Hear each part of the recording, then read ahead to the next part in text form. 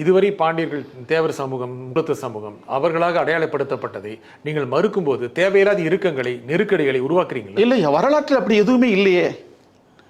நீங்கள் இல்லாததை சொல்லுகிற போது நாங்கள் இருப்பதை தானே சொல்லுகிறோம். இல்ல அப்படி நம்பிக்கை எப்படி வந்துச்சு? அப்போ எப்படிங்க அந்த மாதிரி பாண்டி சமூகம் தேவர் சமூகத்தை சேர்ந்தவர் அப்படின்னு எப்படி வந்து அது எப்படி வந்துச்சுன்னு கேட்குறீங்களா? இன்றைக்கு வந்து வைகோ, விஜயகாந்த், கருணாநிதி எல்லாம் தங்களை தமிழர்கள்னு சொல்லிக்கிறாங்களா, பச்சை தமிழர்கள், சிங்க தமிழர்கள், இவ்வாறு சொல்லிக் கொள்வதை போல ஏன் வந்துச்சுங்கிறதுக்கு உங்களுக்கு காரணம் சொல்றேன். நாயக்கர் ஆட்சியில் பாண்டிய நாட்டில் பாளையப்பட்டு முறை 72 பாளையங்களாக நாயக்கர் ஆட்சியில் வந்து பாண்டியர் ஆட்சியை வீழ்த்தி அங்கு பாளையப்பட்டுகளை வந்து பிரிக்கிறாங்க. அப்படி பிரிக்கிற போது பாளையப்பட்டுகளை ஆண்ட நாயக்கர்களும் தங்களை பாண்டியர்கள் சொல்லிக்கிறாங்க. நீங்கள் இப்போ எங்களுக்கு வந்து எட்டயபுரம் சமஸ்தானம், என்னுடைய ஊர் கழுகுமலை எல்லாம் அடங்கி இருக்கிறது. கழுகுமலை கோயிலே வந்து எட்டயபுரத்தினுடைய அந்த எட்டப்பனுடைய வாரிசாக இருக்கக்கூடியவருடைய பேரே தங்கராஜ பாண்டியன்னு போட்டுக்கிறாரு நாயக்கர். இன்றைக்கும் தெலுங்கு பேசுறாங்க. இப்படியாக பாண்டிய நாட்டை ஆண்ட கட்டபொம்ம நாயக்கன் போட்டுக்கிறாரா, வீரபாண்டியன் போட்டுக்கிறாரா, கட்டபொம்ம நாயக்கர். இப்படி வந்து பாண்டியர்களுடைய அடையாளத்தை தெலுங்கர்கள் அந்த பாளையப்பட்டுகளை ஆண்ட தெலுங்கர்களும் போட்டுக்கிட்டாங்க.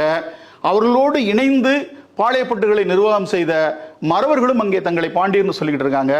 அதனுடைய வெளிப்பாடு தான். இப்போ நாங்கள் என்ன சொல்றோம்னா, நீங்கள் பாண்டியர் என்று சொல்லிக் கொள்வதில் எங்களுக்கு எந்த சிக்கலும் இல்லை.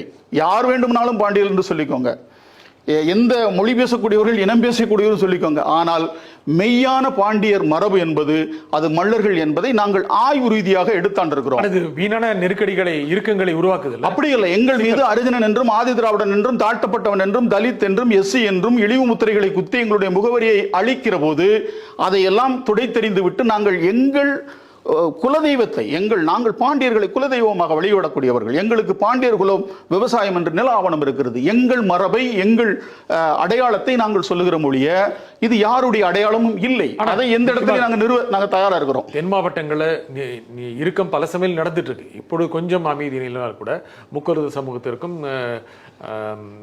பட்டியலின மக்களுக்கு வெளியே சிக்கல் பல சமையல் நடந்துட்டு வந்திருக்கு. இப்போ நீங்க இதுவரை பிரச்சனை அந்த முக்குலம் என்பதும் பட்டியல் என்பது அந்த குறியீடே நாங்கள் வந்து வெறுக்கிறோங்க, அதை விரும்பல. நாங்கள் மல்லர்கள், அவர்கள் மறவர்கள். அவர்கள் தேவர்கள் என்றால் நாங்கள் தேவேந்திர குல வேளாளர்கள். இதுதான் மெய்யான அடையாளம். இந்த அரசியல் திணிப்பு தான் எங்களுக்கு வந்து இப்போ சிக்கலை உண்டு கொண்டது. இல்லை என்றால் நாங்கள் பாண்டியராக கோலோச்சிய இந்த மரபு எப்படி வீழ்த்தப்பட்டது, வீழ்த்தப்பட்டதற்கு யாரெல்லாம் துணை நின்றார்கள் என்கிற ஆவணங்களையும் நாங்கள் வந்து தேடி திரட்டி வச்சுக்கிட்டு இருக்கிறோம். அதையும் நாங்கள் வெகு விரைவிலே வந்து வெளியில பதிவு செய்வோம். ஆனால் இது இப்பொழுது தென் மாவட்டங்களில் பெரிய நெருக்கடி உருவாக்குது. இந்த மாதிரி கருத்து போராட்டங்களே தேவையில்லாமல் இப்பொழுது இருக்கின்ற மனிதர்கள் மத்தியில் உணர்வு பிரச்சனைகளை எழுப்பி தேவையில்லாத ஒரு சிக்கலை, நெருக்கடியை உருவாக்குது இல்லை?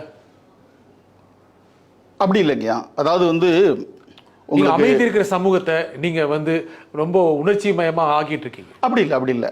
உணர்ச்சி இதுல என்ன உணர்ச்சி வசப்படுறதுக்கு என்ன இருக்குது? அறிவு வயப்பட்டு நிற்கிறோம். வரலாறு எமது வழிகாட்டி என்று சொன்னார் எங்களுடைய தேசிய தலைவர். வரலாறு எம்மை விடுதலை செய்யும் என்று சொன்னார் கியூபா நாட்டினுடைய விடுதலை போராளி ஃபிடல் காஸ்ட்ரோ. வரலாறு தெரியாத சமூகம் எழுச்சி பெற முடியாது என்று சொன்னார் புரட்சியாளர் லெனின். வரலாற்றை கையில் எடுத்தவர்கள் பாதுகாப்பாக உள்ளார்கள் என்று சொன்னார் அறிஞர் செசிலா மிலோசோ. எனவே அந்த அடிப்படையில் நாங்கள் எங்கள் வரலாற்றை ஏந்தி பிடித்து நாங்கள் தலை நிமிர்ந்து தமிழினமாக எழுந்து நிற்கிறோம். இது வந்து யாருக்கும் எதிரான போக்கு கிடையாது. சொந்த வரலாற்றை சொல்லுவதற்கு யாருக்கு என்ன சிக்கல் இருக்கு? எங்க வரலாற்றை சொல்லுவதில் உங்களுக்கு என்ன சிக்கல்?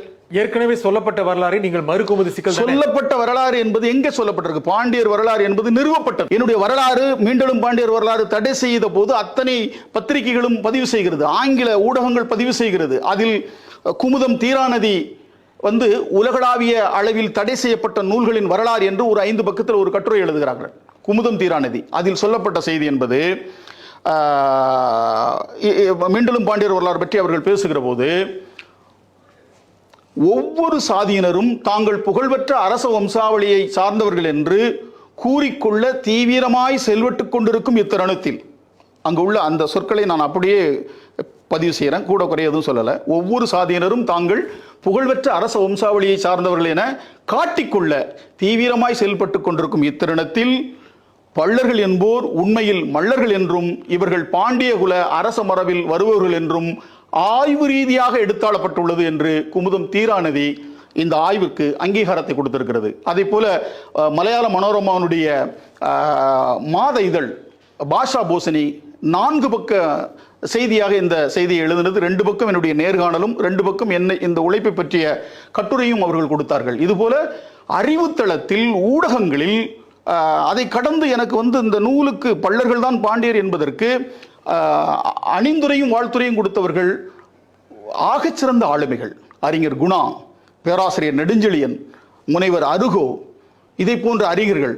Tata Institute of Social Science, மும்பையினுடைய சமூகவியல் பல்கலைக்கழகத்தினுடைய பேராசிரியர் அவத்தி ராமையா, அடுத்து அண்ணன் தமிழ் தேசிய அரசியல் களத்தில் அண்ணன் புதுக்கோட்டை பாவணன் போன்றவர்கள், வரலாற்று ஆய்வாளர் பேராசிரியர் கலையரசு, இது போல எல்லோரும் அறிந்த எழுத்து பாவலர் ஐயா காசி ஆனந்தனுடைய வாழ்த்துறையோடு இந்த நூல் வந்திருக்கு.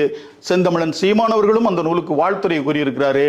அதை கடந்து இன்றைக்கு ஒரிசா பாலு அவர்களுடைய ஆய்வும், மாசோ விக்டருடைய ஆய்வும் எல்லாமே இதை சொல்லுது. இதுக்கு முன்னாடி உங்களுக்கு பல முறை ஊடகங்களில் பேசியிருக்கிறார் ஐயா கவிக்கோ அப்துல் ரஹ்மான். பள்ளர்கள் தான் பாண்டியர்கள், இதற்கு என்ன, இதில் என்ன உங்களுக்கு சந்தேகம், உங்களுக்கு என்ன குழப்பம்னே கேள்வியை கேட்டிருக்கிறாரு.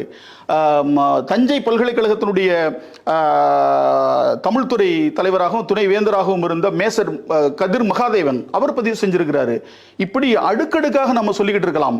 ஐயா பிரபஞ்சன் மல்லர் உருவான மன்னர் வரலாறு என்று கட்டுரை எழுதி பொதுவெளியிலே ஊடகங்களில் பதிவு செஞ்சிருக்கிறாருங்க. இது அனைவராலும் ஏற்றுக்கொள்ளப்பட்ட, அறிவு தளத்தாலும் தமிழ் தேசிய அரசியல் களத்தாலும் ஏற்றுக்கொள்ளப்பட்ட ஒரு வரலாற்று பேருண்மை. உண்மையை சொல்றதுல அண்ணன் திரும்ப திரும்ப சொல்றாரு. இது ஒரு மேடையில் சொல்லல, பல ஆண்டுகளாக பேசி வருகிறார். உண்மையை சொல்லல கசக்கத்தான் செய்யும்னு. அது அப்படிதான் இருக்கும், போக போகத்தான் அது சரியா வரும்.